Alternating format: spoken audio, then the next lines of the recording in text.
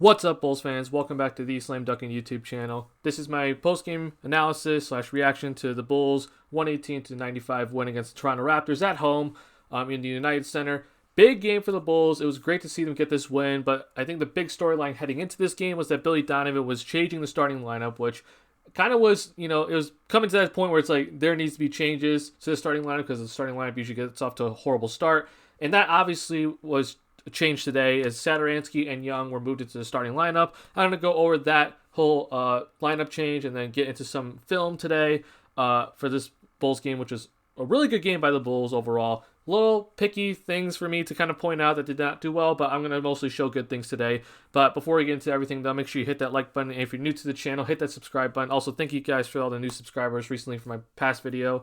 Hope you guys are enjoying my Bulls trade deadline video. And hopefully you guys enjoy the rest of these videos as well. Want to address something before we get into this. I was very aware of the popping of the audio in the last video.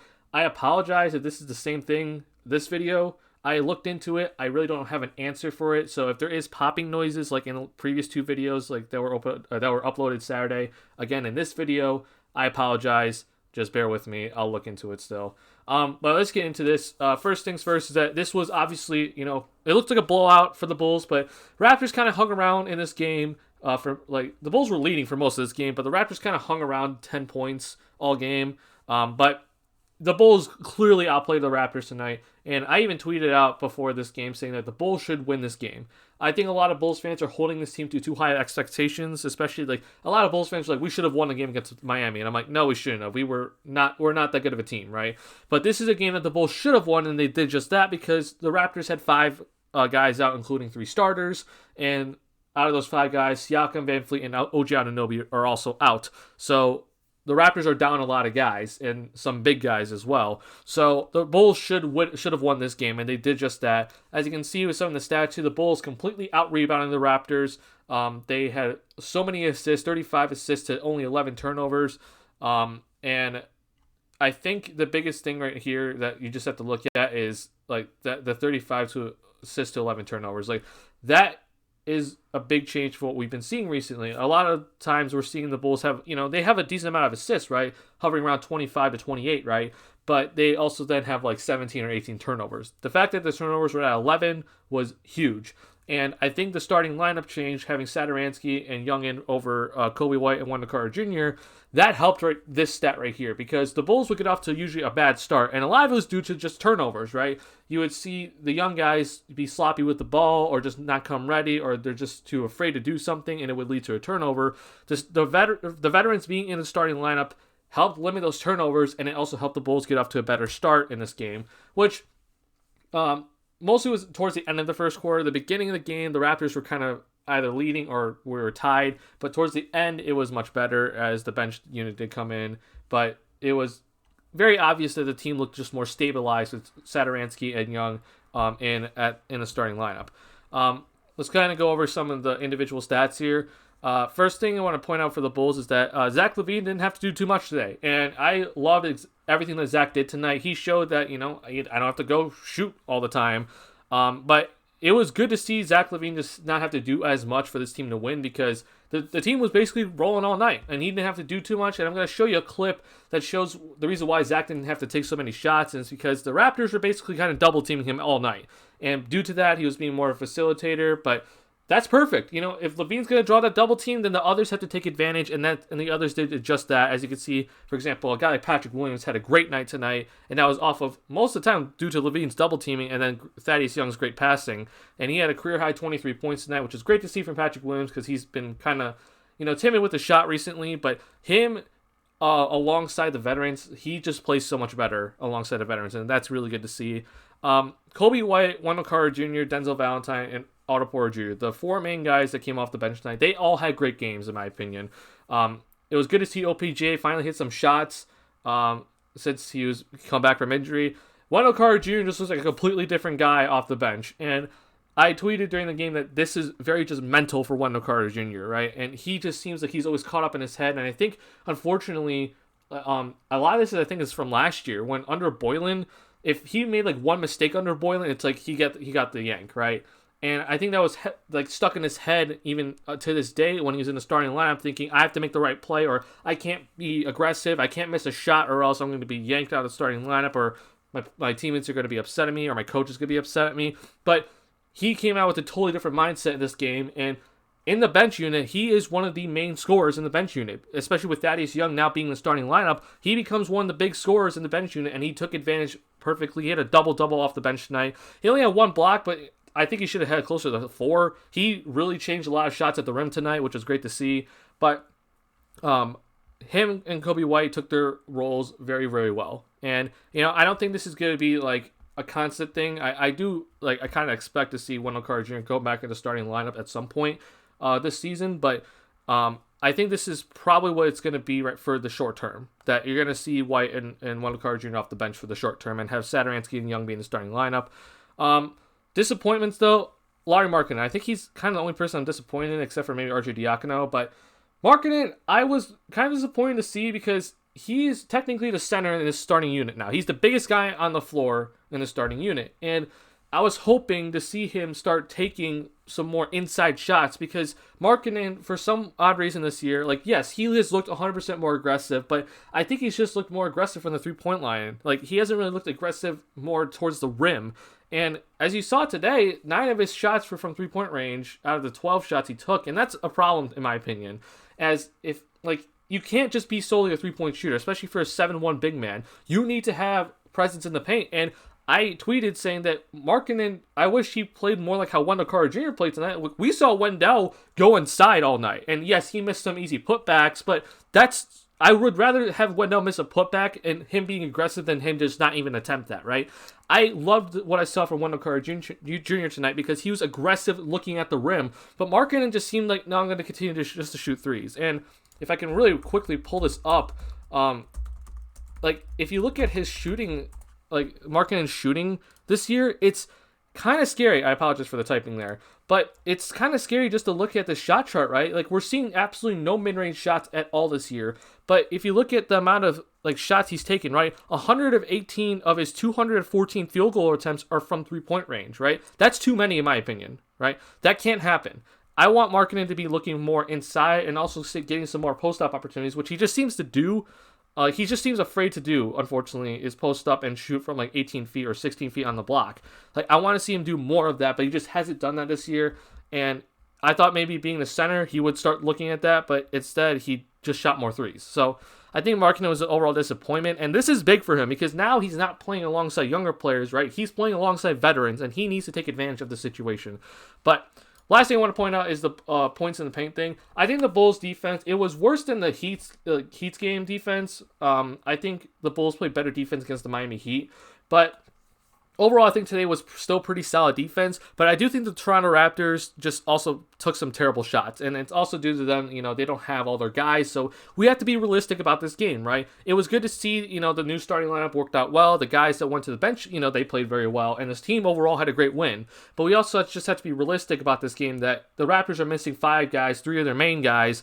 And this team just had to play some guys that aren't that good. And they also just took some bad shots tonight and did not play very good defense. So it was good to see the Bulls get this game, but we also just have to be realistic. I need to see this type of effort, though, from almost every single night defensively. I do think it was a little bit worse than the Heat's game because the Heat was a very, drag-out game, but it was still overall pretty solid defense tonight. And the points in the paint thing I want to show is that Toronto Raptors only had 38 points in the paint. Now, again, part of that has to do with just the Raptors not taking good shots, and also Aaron Baines and Chris Boucher, they're three-point shooters mostly, right? You're going to see them hover around the perimeter as we saw tonight, but these guys just don't have that much presence inside. I want to see this lineup where we see the Bulls face an inside guy, a guy who posts up a lot, right? Because I don't really know how it's going to go with Markkanen and Young being the big guys in the starting unit, because I am a little bit worried about the starting unit defensively now. The only real defender is Patrick Williams, but I'm hoping the other guys can step up defensively and, continue games like this where they don't give up so many points in the paint. And as this was big for the Bulls today. Now, breaking into some film here, I just want to kind of show you some good things. I want to show you what Satoransky brings as well, as him in the starting lineup just takes so much pressure off of Levine, but he also it just shows the difference between him and Kobe White as a player is that Satoransky's, can look to score him, but also just brings, like, he's not always freaking out. Like, if the shot clock's running down, for example, he's not going to be freaking out thinking, oh, I got to put up a shot. But we'll get into that a little bit later. I want to show you this first play, which is a fast break run. And one of the things that I think the Bulls have had issues all year is that, they want to go out and run fast, as Billy Donovan has told them to, but sometimes they go too fast, right? Which then leads to a bad pass or a really bad turnover off, like, your shoe or something. But this fast break right here, this is a perfectly run fast break by the Bulls. And this is started by LaVine, who gets the ball. And right here, as you can see, you see Satoransky and Young, right? Satoransky's already pointing, hey, I'm going to go over here. And then, Young, you need to go into the paint here. But this is perfect by the veterans, right? This is exactly what the difference is, that these guys know how to fill lanes, but also know the pace, right? Because if this was a young guy, they'd probably be sprinting down the lane, and that's too fast, because then it could be a forced pass by LaVine, which then leads to a turnover. This is a 4-on-3 fast break, but they ran this at a perfectly normal pace, and this is good to see, because if you go too fast here, this could easily be a turnover. But LaVine then passes it to Patrick Williams, who then throws it past to Thaddeus Young, and he waits patiently for the defenders to blow by him, and then puts it up and in. But you saw in that play, though, right, that it wasn't like, oh, we're going to go at 110 miles per hour right down the lane to try to score this. They took their time to let the defense get all unsettled. They let the defense fly right by them and not be in the right positions. They filled their lane correctly, and they got the 2 easy points out of it. 2 good passes by LaVine and Williams, which was good recognition by both of them. That was a great fast break run, which we've seen the Bulls kind of struggle with that recently. Another play here, this is a play that I mentioned earlier where it's kind of showing how LaVine was being guarded all game. The Raptors were basically double-teaming him no matter how many times he touched the basketball. It was just all game, double LaVine, make him get the ball out of his hands. And if that happens, if LaVine draws 2, that means he's done his job, which means the other guys have to step up and make sure that they score off of this, and this is a prime example of it. So right here, it's a pick and roll between LaVine and Markkanen, and right when LaVine comes off, as you can see, it's an immediate double team. So then this is where LaVine has grown so much this year, is that he knows how to get rid of this ball properly and get it to the right guy in the right spot. Markkanen is then the guy he throws it to, but this is the perfect job by the Bulls right here, and this is exactly what I want to see from the Bulls, is that as you can see right here, now that Markkanen has the ball, there are many options for him to go to, right? He can either score this, which I would like to see him try to do a little bit more, but you see that Patrick Williams is open here, and he did a perfect job moving from the corner up to the wing here, because a corner pass from Markkanen to the corner there, that's a lot harder to do. If you're Patrick Williams, if you move up to where he's going to right now, then his defender who was guarding has to guard Young and also him now. It's harder for him to guard both of them, right? Especially if Young's playing baseline. Moving up to the wing is a really good job by Patrick Williams, because now it creates even more space between him and his defender, and it allows a better, more cleaner pass from Markkanen to him, which Markkanen does exactly that. But if, let's say, Markkanen wanted to throw that to Young, then it's also a good pass too, right? But Patrick Williams then gets the ball here, and because Norman Powell comes out on skates, right, it's a good drive by Patrick Williams. I'd rather see that from Williams because he's a better finisher than a three-point shooter right now. Not saying he can't develop that shot, but he right now is just a better driver than a shooter. And he drives into the paint, finishes strong, and one. Good play by Markkanen. Good awareness by Patrick Williams to move up into the wing area. And then good job by him getting that ball and just driving right to the lane with an aggressive attack. That's what we need to see from Patrick Williams from here on out. And he did just that all game. This was perfect by Patrick Williams tonight. And I hope it continues. Now, this is a play that I talked about Satoransky. This is the difference between him and Kobe White. This is, I think the Bulls got the offensive rebound. So as you can see, there's like 12 seconds left as they threw it back out to reset. And you're going to see Satoransky here. He's going to start the action again. And LaVine cuts to the rim, and that's not there initially. But then you're going to see a pick and roll between him and Wendell Carter Jr., right? And right here, you see Wendell Carter Jr. set the screen. And if you keep going here, nothing really came out of this possession, or just the initial action, sorry. So then he's like, I could throw this to Wendell, right? And then try to scramble for a shot here. But he decides to take his time, and you're going to see OPJ here cut to the rim. And this is just great awareness by Satoransky. This is a cut by OPJ, which needs to continue to happen for the Bulls. And it doesn't matter who it is. That cut needs to be there. Good job by Wendell Carter Jr. to stay up here and recognize that. And Satoransky waits just long enough, does a good pocket pass to OPJ, which ends up in a dunk. This was all game, right? I said that the ball movement and the player movement was just on point all game, and it basically was. I mean, You saw how much attention is on LaVine in that play as well, as he's just standing here in the corner. His defender doesn't want to leave him, right? But the other guys can move to get themselves better shots or open looks at the rim, and that was all game. The Bulls were just doing that all game, and it was really good to see. Last play here, I want to show you kind of where the defense was good but also bad, all right? I think the defense overall has just improved from the horrible 76ers game that we saw with the Bulls, but I want to show you where the Bulls got better, but then also need to work on some things, and just this one play here. So, Norman Powell with the ball, LaVine's guarding him, and then this is a slip screen by Chris Boucher. So, in this case, because it's a slip screen, then it's up to LaVine to, one, not think there's a pick there, and just stay with Powell, make sure he stays with him, and then so Markkanen does have to come over and help, because if he does, then Chris Boucher is wide open for a three-point shot. LaVine does a good job here of just staying in front of Powell just enough, and the Bulls now look like they're starting to rotate now, as you're going to see Otto Porter Jr. come over here for the help. Now, as this play continues, you're seeing what's happening, right? And this is different from what the Bulls have done all year. You saw Otto Porter Jr. come over to help. This is good job by LaVine to not allow Norman Powell a wide open layup, but then good job by Otto Porter Jr. to come over to help. But this is where things went wrong in this play. Now, it ended up for the Raptors like as a pretty bad shot, but it was also just like not that great of defense by the Bulls. If you're Kobe White and Lauri Markkanen, your job right now is to guard these two guys between the two of you, right? And wherever this pass is thrown out to, you as Kobe White need to get to that person. Markkanen needs then to cover the other initial option, and then LaVine has to go out and then cover whoever Markkanen was guarding, right? That's how the normal rotation should go. But as you see right here, Kobe White kind of tries to steal the ball, and that's not really what you want to do. Like, he was in good initial position when we saw Powell initially drive. His body was towards the ball, which is good. You want to have your body and your eyes looking at the ball. But when you go for that steal right there, it's so risky. And him trying to get that and then he doesn't get it, like, now look at what happens, because he's up in the air. Now there's no one guarding any of these guys right here. And Markkanen is also caught in kind of no man's land, but it's kind of more because of what Kobe White did. And he runs out here. Now, I just think overall this is just a terrible shot by Kyle Lowry. I think you could have gotten something much better if you just either shot the first shot or you pass it off to here or you threw it to Boucher, right? But Lowry then does a step back three, which he ended up going in.